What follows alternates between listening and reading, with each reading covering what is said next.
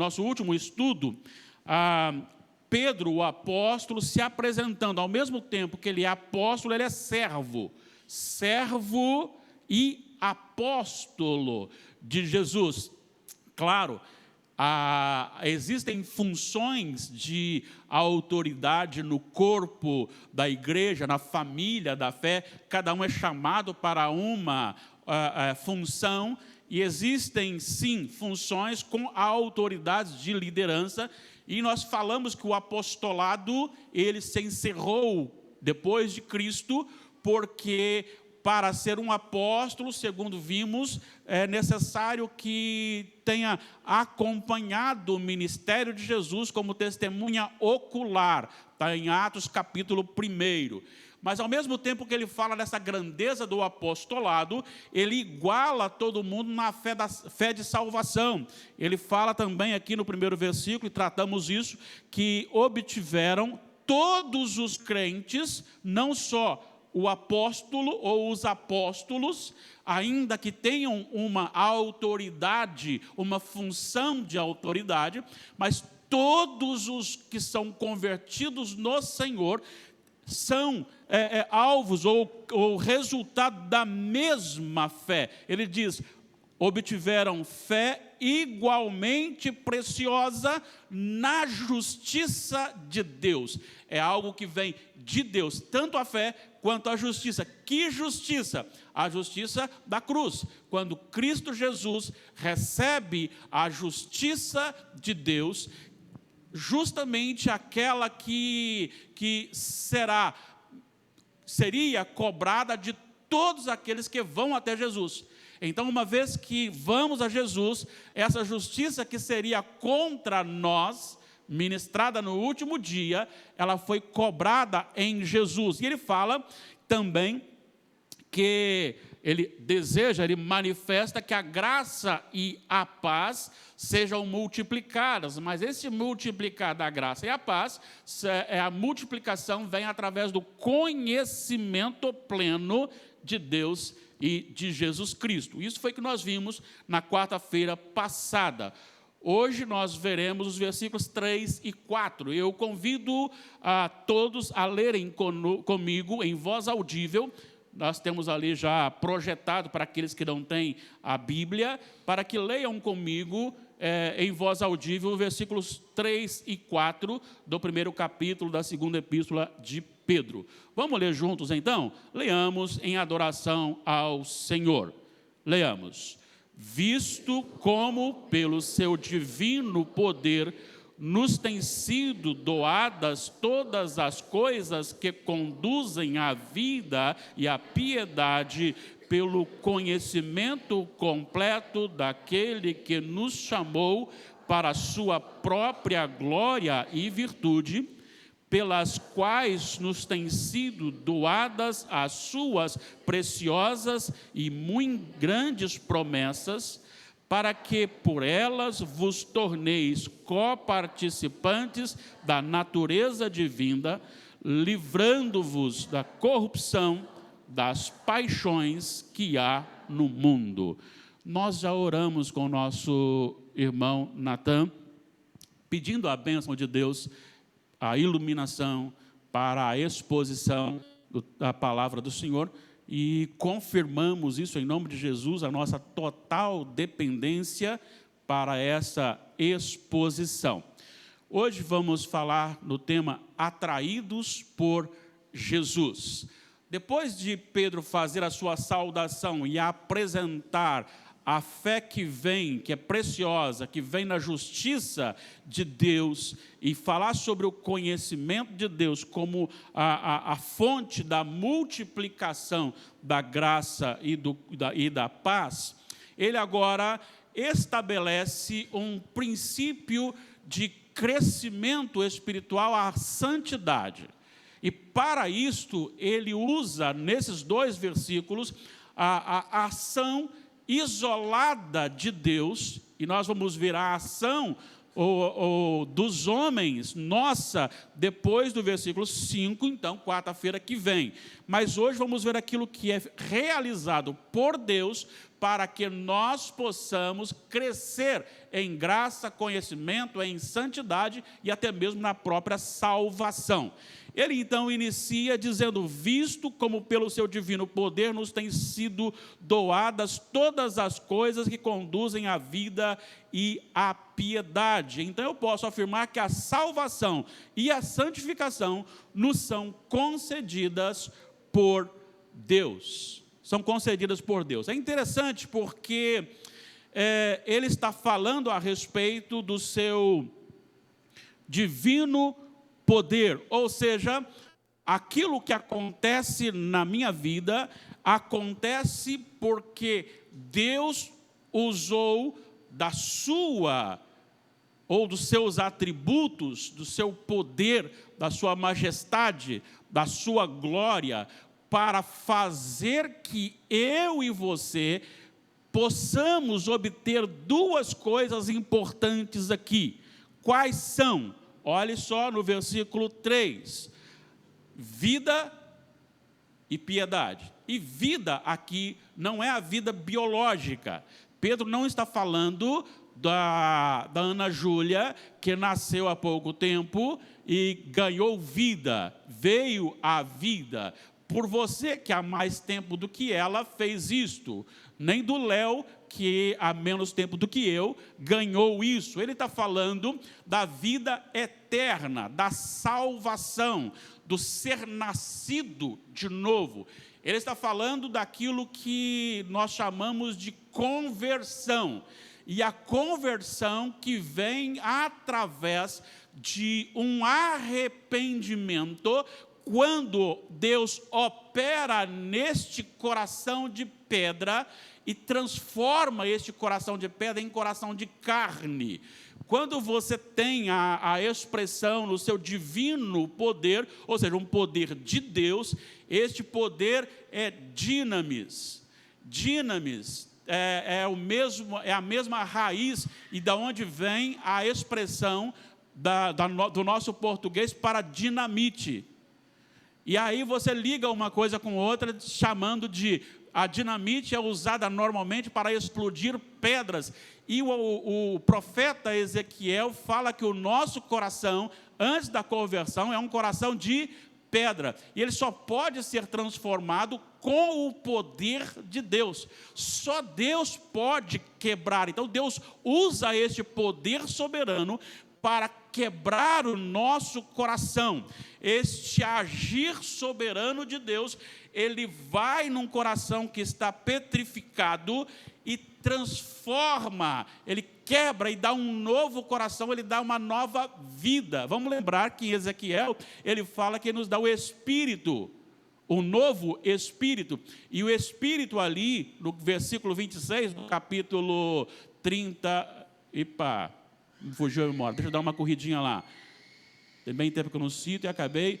Ezequiel 36, isso, 36, versículo 26, ele fala: dar-vos-ei um novo coração e porei dentro de vós um espírito novo. Esse espírito novo colocado por Deus no coração do homem não é o Espírito Santo. É um espírito com letra minúscula, é o meu espírito, é a minha vida, ou seja, a minha natureza transformada. Deus tem o poder de pegar o meu coração, um coração de pedra, e colocar dentro deste coração agora quebrado, olha só, tirarei de vós o coração de pedra e darei um coração de carne. O que significa? Significa que ele retira a morte e dá vida. Esse novo espírito é a natureza viva, a natureza espiritual colocada por Deus em meu coração. E depois, no versículo 27, sim, ele fala que porá dentro do meu coração agora quebrado o Espírito Santo. Agora não é mais Espírito com letra minúscula, não é mais a minha natureza, mas é o Espírito Santo, é o próprio Deus habitando o meu coração. Então, ele transforma o meu coração, e isto é pelo poder de Deus. Então, ele me dá vida. O que acontece? Como isso acontece? É como se eu estou caminhando para o abismo, caminhando para a perdição, sem ter noção do que está acontecendo, embora igreja do Senhor, missionários que cada um de nós tem que ser, está falando, não vá, aceita Jesus, olha, você vai se perder, a perdição, olha a perdição, e as pessoas, eu estou cego e caminhando para a perdição, até que Deus, pelo seu poder de Deus, somente poder de Deus, opera essa mudança e me dá vida. Então, quando Ele abre os meus olhos, quando eu estou vivo, aí eu acordo e paro e vou então voltar para o caminho certo. Deixa eu usar uma ilustração. É como aquela pessoa que está com reclamando de muita dor,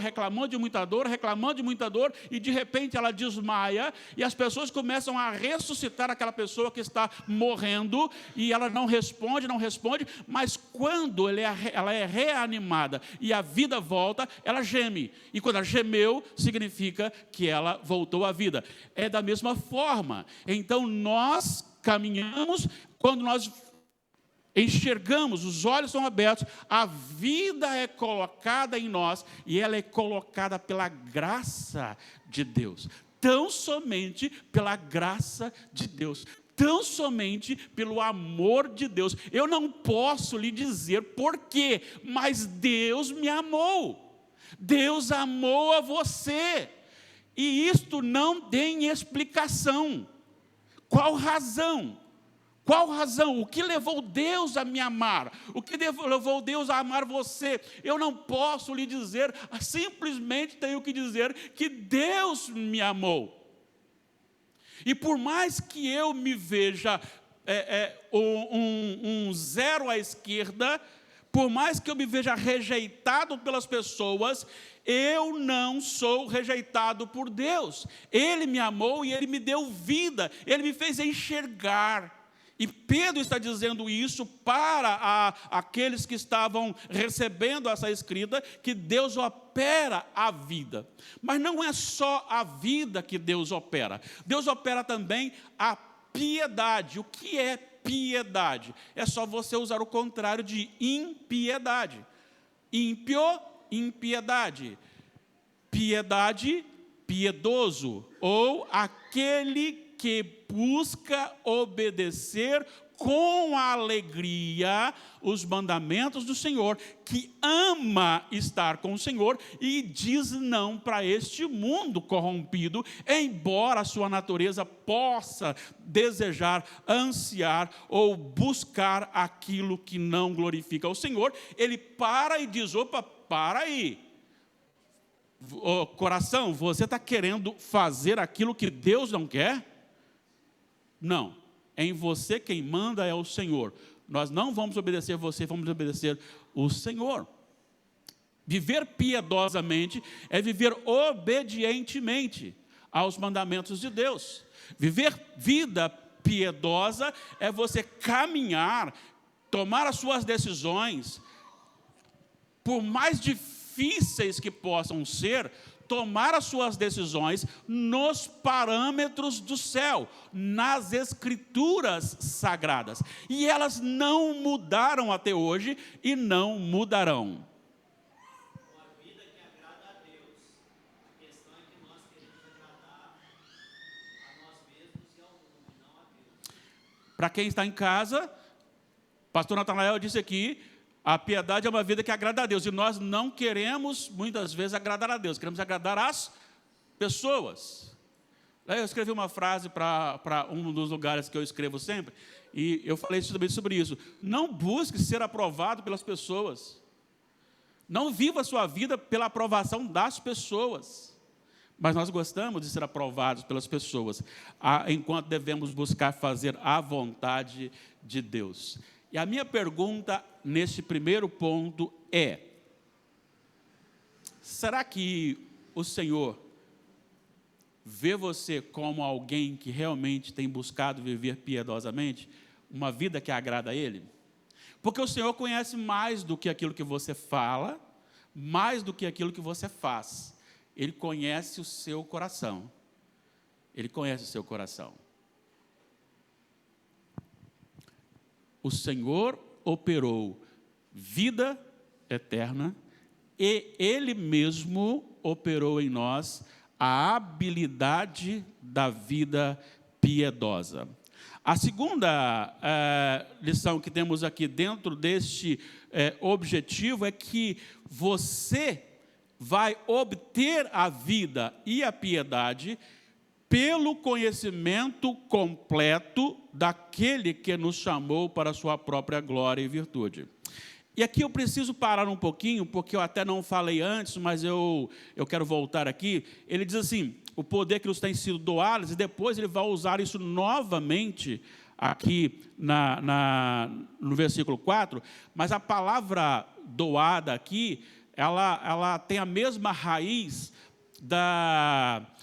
de Romanos 3, 24, porque fomos justificados gratuitamente na sua graça. É a mesma que João registrou a palavra das Escrituras em João 15, 25, odiaram-me sem motivo. Lá em Mateus é Dorean e aqui Doreama. Mais um pouquinho, mais a mesma raiz, o mesmo sentido. Se é um dom, não tem nenhum mérito. Porque se houver mérito, não é dom, é salário, é pagamento. Então vem de Deus. Agora, esta vida e esta piedade, ela é adquirida pelo conhecimento completo daquele que nos chamou. Olha só o versículo 3, aí como está dizendo. A vida e a piedade pelo conhecimento completo daquele que nos chamou. Gente, preste atenção numa coisa. Isso aqui é muito desafiador. E a minha oração agora é que o Espírito Santo coloque no meu e no seu coração a essência dessa afirmação. Conhecimento de Deus, mas falando que este Deus foi quem me chamou. Agora preste atenção. Nós somos aplaudidos por muitos quando nós temos um relacionamento e a pessoa nos ofende, e quando ela vem para nós, nós perdoamos. E aí fala, olha, aquela pessoa realmente ama, porque ela perdoou. Mas normalmente o perdão ele acontece depois que a outra pessoa veio e se humilhou. No entanto, esta vida que nós recebemos, ela parte de Deus. O homem ainda estava inimigo de Deus, o homem ainda era inimigo de Deus, o homem que desobedeceu, o homem que frustrou-se a ele mesmo e a toda a sociedade, o homem que se escondeu de Deus, o homem que fugiu de Deus, o homem que queria as coisas de Deus, mas não Deus. E Deus toma a iniciativa de ir a esse homem, ir à pessoa e chamá-la. E aí nós já falamos, ele chama e habilita, ele chama e dá capacidade para você responder. Porque se ele não fizer isso, você não responde. Mas ele interage com você ao habilitá-lo a dizer sim, mas ele vem até você enquanto você ainda está inimigo dele e diz, eu resolvo o seu problema, venha para mim. É o chamado de Deus. Então, o conhecimento pleno do plano da redenção. Eu não teria tempo aqui para explicar detalhadamente o plano da redenção, mas a gente pode dar uma palhinha aqui, só para a gente relembrar, porque você já conhece. Pensa comigo aqui. Deus, ele não é injusto. Deus já dissera Moisés e depois Naum, Deus não inocenta o culpado. Infelizmente, na nossa nação, você tem uma penalização exagerada para pequenos delitos comparados a outros, e estas pessoas são, por juízes, condenadas até 17 anos, enquanto os mesmos juízes que condenaram algumas pessoas por delitos menores a 17 anos, mandam soltar líderes criminosos e ainda devolver o dinheiro e a riqueza que eles têm. Deus não age assim. E tem uma coisa, Deus não pune só ricos. Quer ver uma coisa? Eu estou achando que não vai dar para a gente terminar esse versículo 2 hoje, né? Mas vamos lá. Apocalipse, capítulo 6.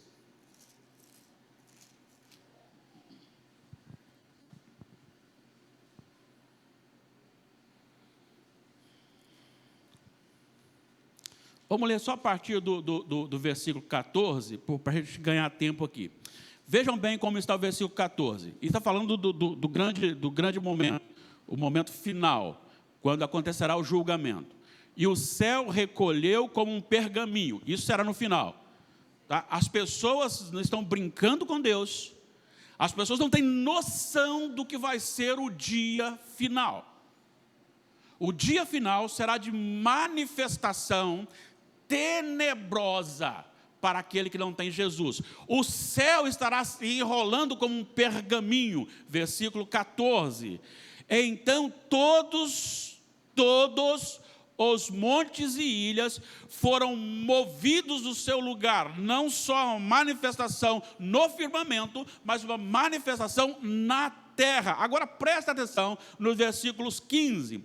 Os reis da terra, os grandes, os comandantes, os ricos, os poderosos, até aí tudo bem, está falando de ricos. Mas olha só, não para por aí. Ele diz, e todo escravo e todo livre se esconderam nas cavernas e nos penhascos dos montes, e disseram aos montes e aos rochedos, caí sobre nós, e escondei-nos da face daquele que se assenta no trono e da ira do Cordeiro, porque chegou o grande dia da ira deles, e quem é que pode suster-se? O que eu quero pegar é que não são apenas os ricos que serão chamados para o dia final, mas também os escravos, também os livres, qualquer ou toda pessoa apresentará no dia do tribunal. E aí nós vamos relembrar, Moisés diz, Deus é misericordioso, ainda que não inocenta o culpado. Naum 1:3 diz, Deus é misericordioso, ainda que não inocenta o culpado. Se Deus não inocenta o culpado, e o parâmetro, a régua para medir você e a mim é a lei de Deus, então todos nós estamos condenados se a gente não ter o plano da redenção. Para que haja a solução, se Deus for aplicar a sua justiça sobre mim, eu serei condenado. O plano da redenção é que Deus envia o seu Filho Jesus Cristo como redentor, ou como aquele que paga o preço do resgate. Mas não só como redentor, mas também como propiciador. O propiciador ou a propiciação é um termo usado para um sacrifício de alguém para amenizar, isso na visão pagã, a ira dos chamados deuses, que são apenas ídolos. O apóstolo Paulo usa essa mesma terminologia para dizer, Deus virá em ira e Deus ministrará a sua ira. Mas para que eu pudesse ser salvo, não ser condenado, mesmo sendo culpado por não obedecer e guardar a lei, Deus enviou o seu Filho unigênito para morrer no meu lugar e receber a ira no meu lugar. A diferença dos pagãos é que normalmente quem é sacrificado é um terceiro. Aí procura-se uma moça virgem, um rapaz virgem e sacrifica-se. Deus, Ele mesmo se deu por nós. Então, Deus nos libertou da sua própria ira justa. Deus nos libertou da sua própria ira justa através dele mesmo, porque o próprio Filho veio. E quer um retrato disso? Lá quando Abraão recebe a ordem para sacrificar Isaque. Isaque não é o tipo de Cristo, ao contrário do que as pessoas pensam. Isaque representa você e a mim. Agora, aquele carneiro preso pelos chifres, que o Senhor diz, quando ele foi para sacrificar o filho, Deus disse: pare, eu sei que você me ama a ponto de sacrificar o seu próprio filho. Não faça mal ao seu próprio filho, mas ali está um substituto. Aquele cabrito, aquele carneiro preso pelos chifres no arbusto, ele é o tipo de Cristo, o substituto. Então, ao invés de eu estar debaixo da ira de Deus no último dia, Cristo esteve debaixo da ira de Deus na cruz por mim. E para todo aquele que nele crer. E crer não é você acreditar e dizer, não, eu creio em Jesus. Mas se você não obedece o Senhor Jesus, você não crê. Porque Deus amou ao mundo de tal maneira que deu o seu Filho unigênito para que todo que nele crê não pereça, ou seja, receba a ira do Pai. Para que todo aquele que nele crê não pereça, mas tenha a vida eterna, a vida concedida. Então, ele me chama, eu tenho que conhecer esta obra maravilhosa, a obra que é perfeita. Ao mesmo tempo, Délia, que eu fico angustiado por pensar nesse Deus que tudo vê, sabe o meu coração, que tudo pode. Ao mesmo tempo que eu sei que tudo aquilo que eu falo e que eu faço será manifesto no último dia.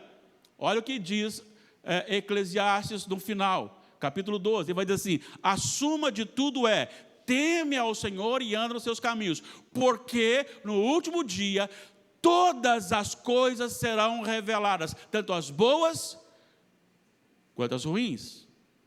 E Jesus disse que no último dia nós seremos julgados pelas nossas palavras.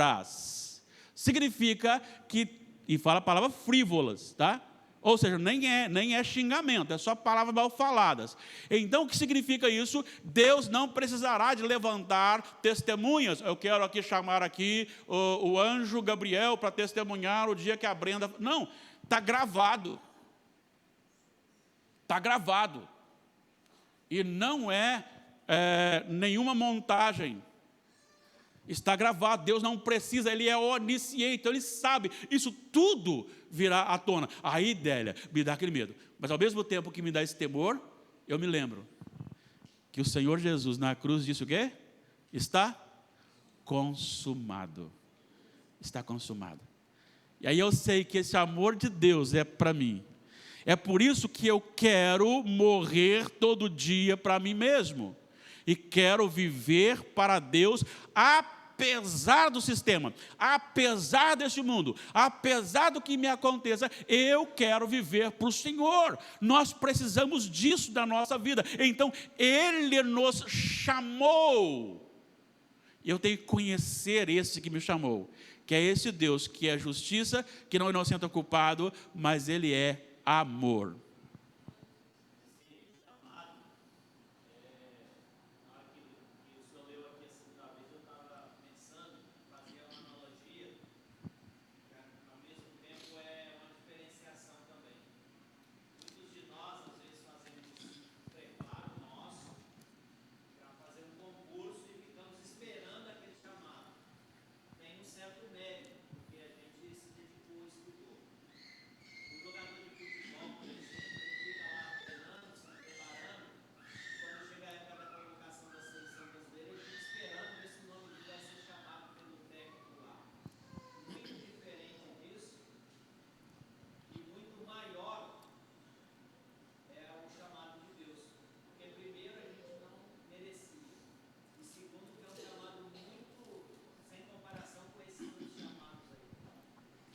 Para quem está em casa, o Natanael está falando a respeito desse chamado.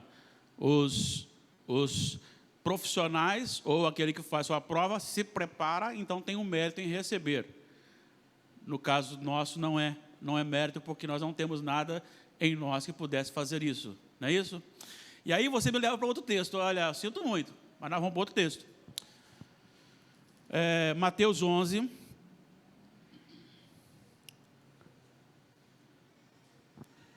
25 e 27. Eu quero que você leia bem forte esse texto. Mateus 11, 25 a 27. Por gentileza, vamos ler juntos? Leamos. Por aquele tempo, exclamou Jesus: graças te dou, ó Pai, Senhor do céu e da terra, porque ocultaste estas coisas aos sábios e instruídos e as revelaste aos pequeninos. Sim, ó Pai, porque assim foi do teu agrado. Tudo me foi entregue por meu Pai. Ninguém conhece o Filho, senão o Pai. E ninguém conhece o Pai, senão o Filho, e aquele a quem o Filho o quiser revelar. Ele não está dizendo aqui que Deus só vai salvar os pequeninos, só os pobres, só os simples. Mas ele está dizendo aqui que é justamente o que o pastor Natanael falou ali, que a salvação, esse chamado de Deus, não está numa habilidade interpretativa de texto. Não está na superinteligência. Não está na habilidade de raciocínio.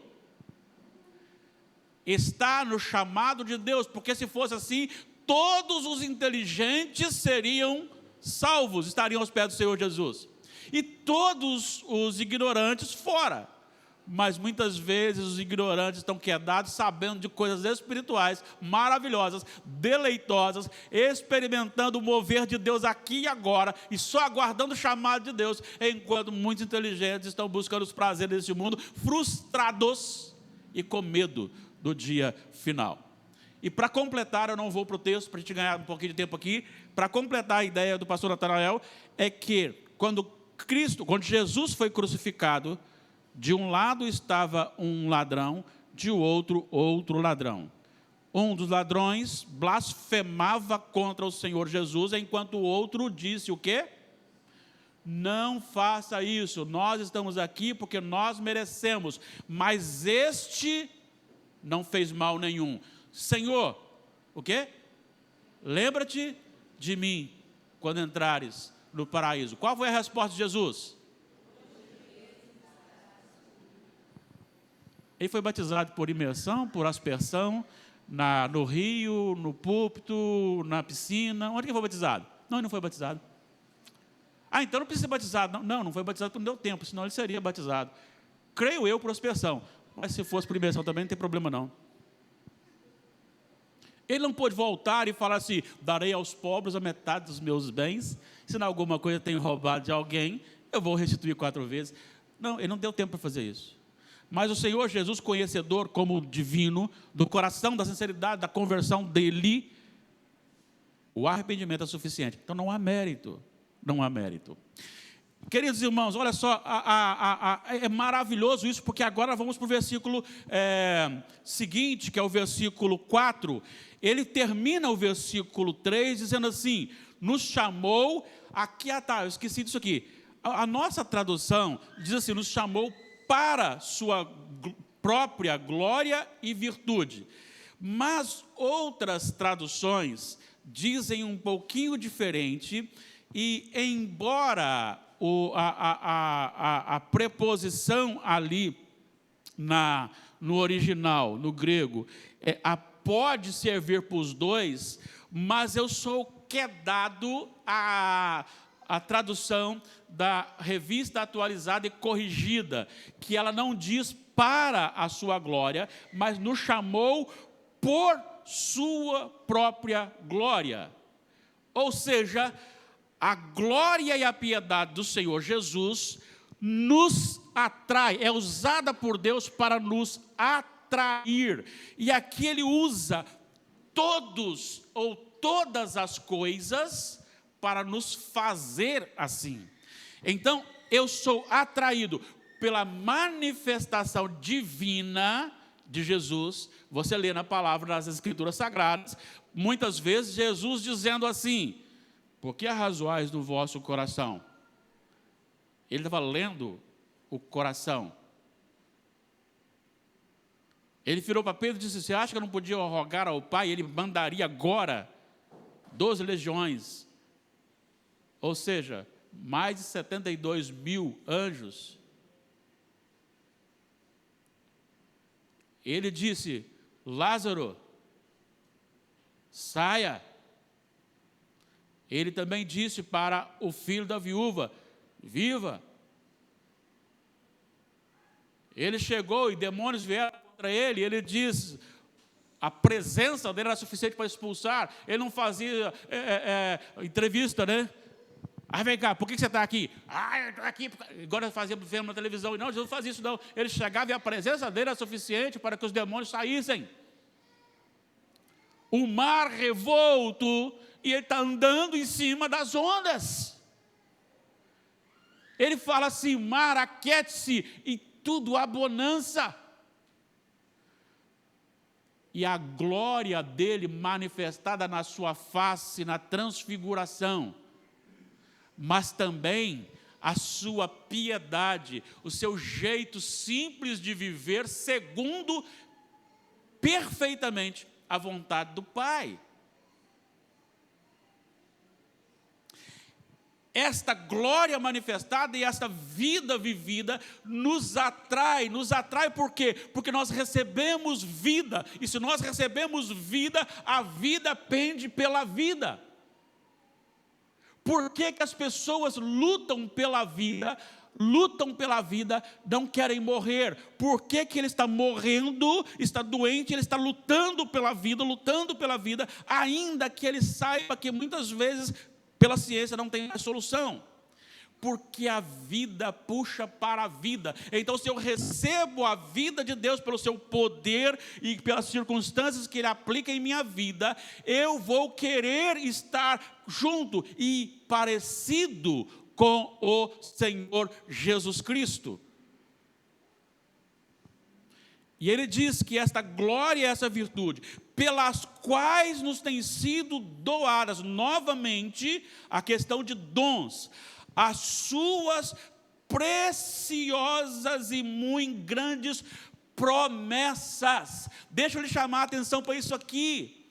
Essas promessas não são para todas as pessoas. Diz o Senhor Jesus, e Mateus registrou isso no final do seu evangelho, que no último dia o Senhor separará os cabritos das ovelhas. Os cabritos à sua esquerda e as ovelhas à sua direita. E ele julgará os cabritos para a condenação e as ovelhas para a salvação.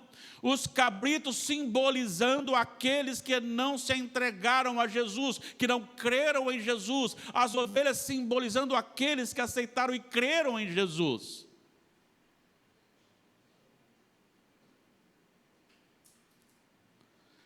E aqui você tem este dom maravilhoso e que gera estas promessas. Quais promessas? Muito bom, servo bom e fiel. Foste fiel no pouco, sobre o muito te colocarei. Ai, irmãos, eu fico olhando para aquele relógio lá e infelizmente eu tenho que encerrar. Mas deixa eu dizer uma coisa para vocês. Apocalipse 21 vai dizer assim: vi novo céu e nova terra. As coisas antigas passaram. O mar já não existe. Jerusalém celestial, descendo do céu, adornada como noiva. Eu, Deus dizendo, habitarei no meio do meu povo. Eu serei o Deus de vocês e vocês serão o meu povo. A terra será purificada, novo céu e nova terra, será purificada. Romanos capítulo 8, versículos 20, 21, 22, a terra geme e suporta ansiosamente o dia da revelação do Filho de Deus, do retorno, porque a maldição colocada sobre ela, lá em Gênesis 3, lá no jardim do Éden, por causa do pecado de Adão, o meu pecado, não por causa da terra, ela sofre essa maldição até agora. E essa maldição gera terremotos, essa maldição gera enchente no sul, essa maldição, porque a terra está amaldiçoada, mas haverá um momento que esta terra será purificada, nova terra, e o povo de Deus será levado, ou aqui, para esta nova terra, onde não haverá mais maldição, onde não haverá mais dor, onde não haverá mais tribulação, onde não haverá mais morte, mais luto, mais lágrimas. Diz o texto que eu verei Jesus face a face. Essa é a maior. É claro, né? Eu não sei se é simbólico. Alguns falam que é simbólico, outros não. Eu particularmente penso ser simbólico, que as ruas são de ouro. Para mim é mais uma visão simbólica para dizer para a perfeição da terra sem maldição. Mas ainda que seja de ouro, ainda é inferior ao contemplar a face do meu Senhor Jesus. Só que tem uma coisa, essas promessas são para aqueles que creem. Eu anseio por ver a face de Jesus, mas aqueles de Apocalipse 6, lidos, citados, que não creram em Jesus, eles não suportarão olhar para a face do Cordeiro irado. Cair sobre nós, mas não morre. Jesus fala que na perdição será ranger de dentes, choro e ranger de dentes. Jesus fala que será 24 horas por dia, atormentados pelos séculos dos séculos. Mas para aquele que crê em Jesus, é a glória de Deus sendo revelada. Eu não sei se haverá noite e dia lá, serão dias corridos, não sei. Mas só para que você entenda, seria como se hoje de manhã Deus revelasse ao seu povo, lá na nova terra, uma porção da sua glória. Amanhã de manhã, Ele revelasse outra porção da sua glória. Depois, outra porção da sua glória, isso diariamente pelos séculos dos séculos.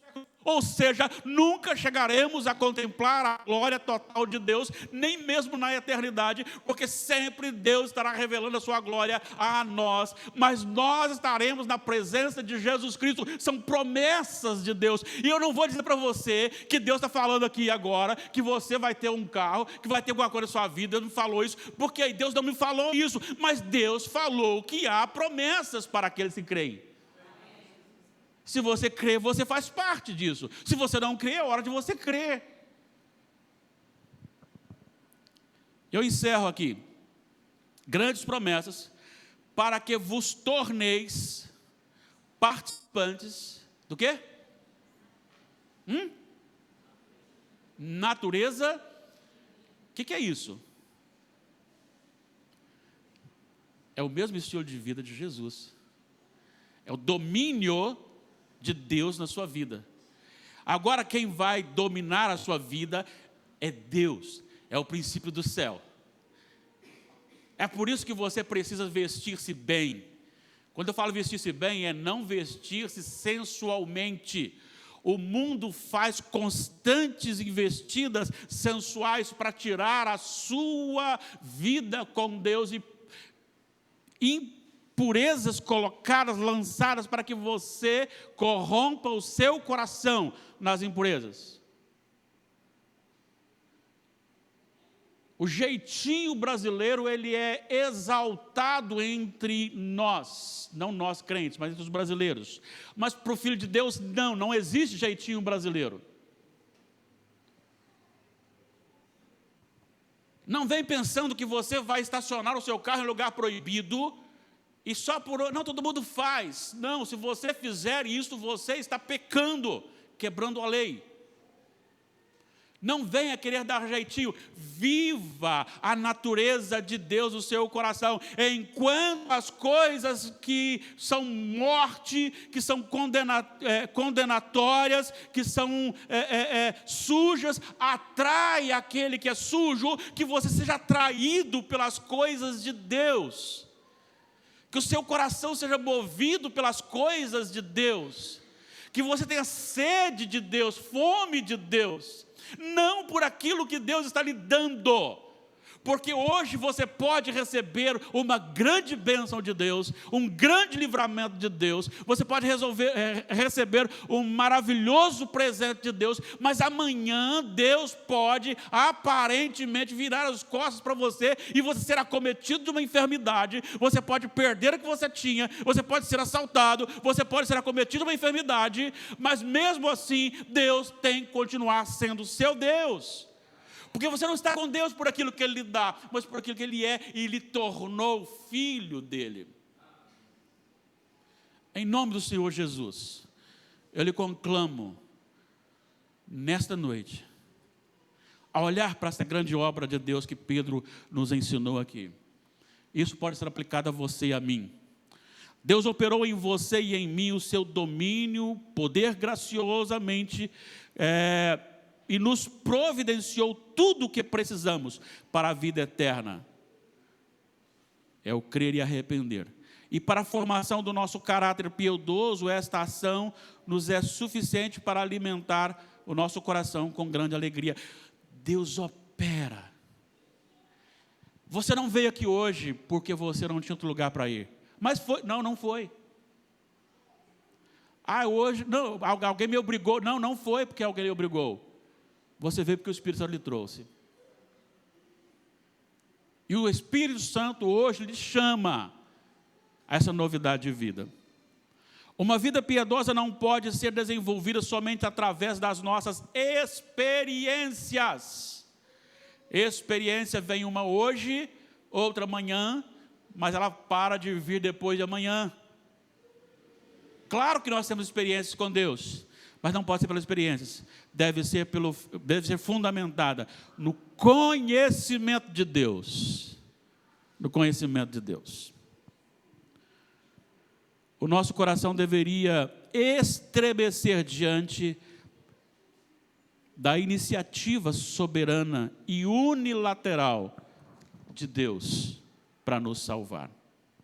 A divindade de Jesus revelada na Bíblia Sagrada e todo o seu proceder registrado devem nos atrair desejosamente a uma vida de santidade.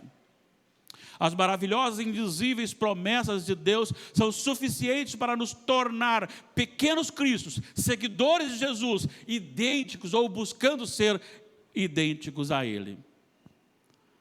A semente incorruptível plantada em nós nos tira da corrupção ou nos livra da corrupção das paixões pecaminosas que há no mundo. E eu encerro com algumas perguntas. Você já recebeu a salvação pelo poder de Deus? Segundo, você entende que uma vez que você recebeu essa salvação, Todos os acontecimentos da sua vida são instrumentos de Deus para a sua santificação, até mesmo aquilo que você não gosta. Você tem crescido na graça e no conhecimento de Deus? O que lhe atraiu ao Evangelho? Promessa de cura? Promessa de riqueza? Ou um confronto em que você se viu pecador, condenado e necessitado de Jesus Cristo, e Ele então apontou Jesus como a solução para a sua vida? Eu espero que seja essa a segunda opção. Desejo que você não saia daqui hoje sem fazer um concerto com o Senhor Jesus. Você que está aqui neste templo, e você que me ouve através da transmissão, você não pode falar no último dia que você não sabia. Eu não posso falar que não sabia.